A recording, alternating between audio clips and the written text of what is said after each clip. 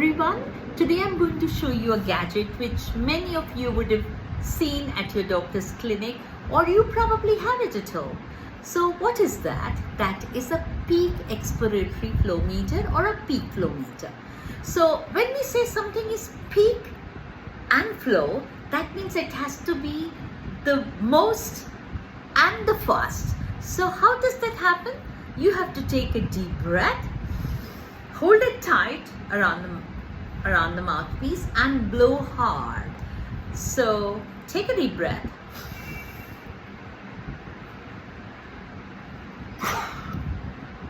That's about 450.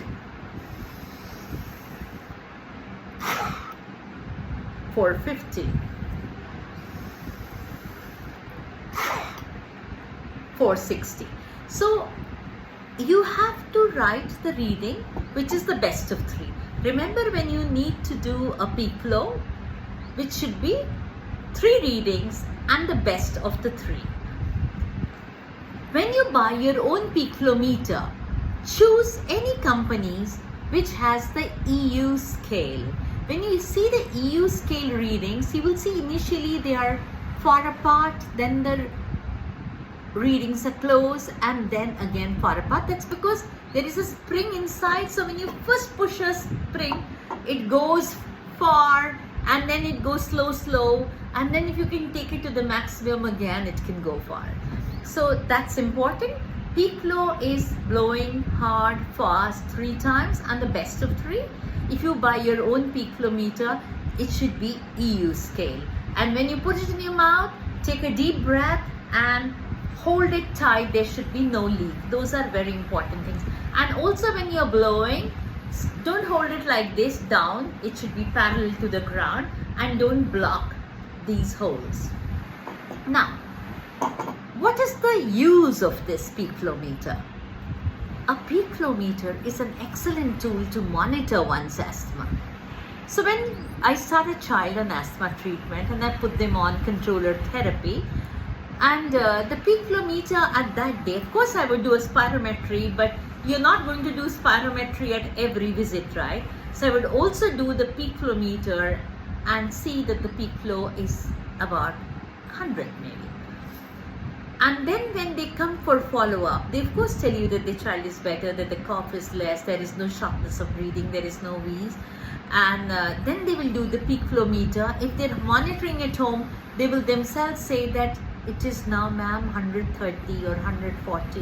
And I would have told them right in the beginning that we will probably reach 170, 180. So they feel empowered, you as parents feel empowered, and one also adheres to the treatment because it is actually doing good to your own child. The other important thing is, we also know when to give the reliever therapy.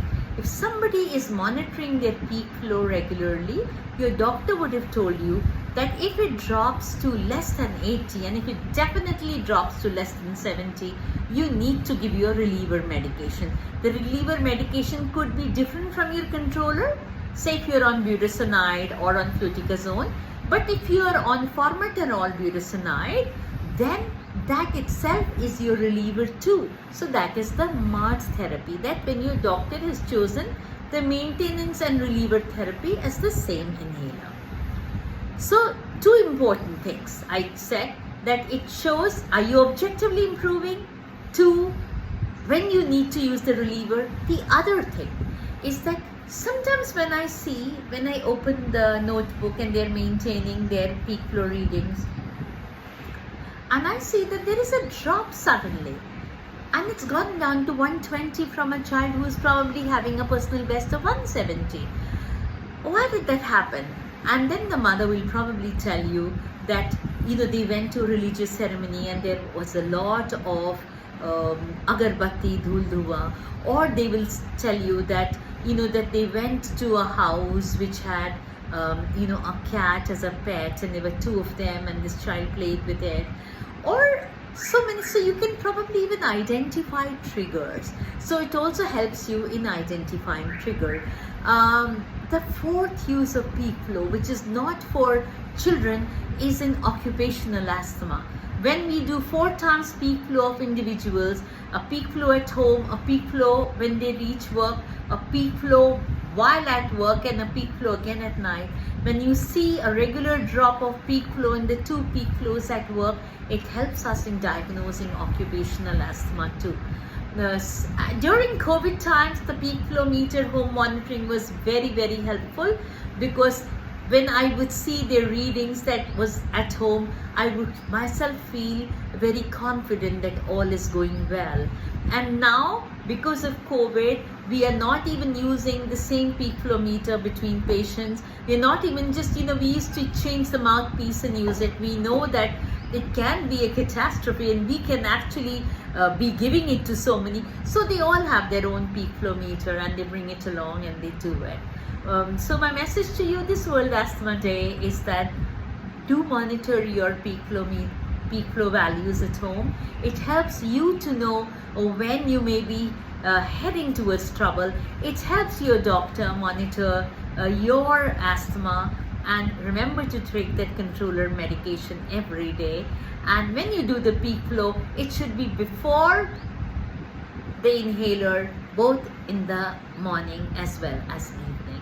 And if you are also now on no inhaler and on SOS when you need, when you feel that your asthma has got a little wobbly, remember to do your peak flow values at home and before you reach your doctor.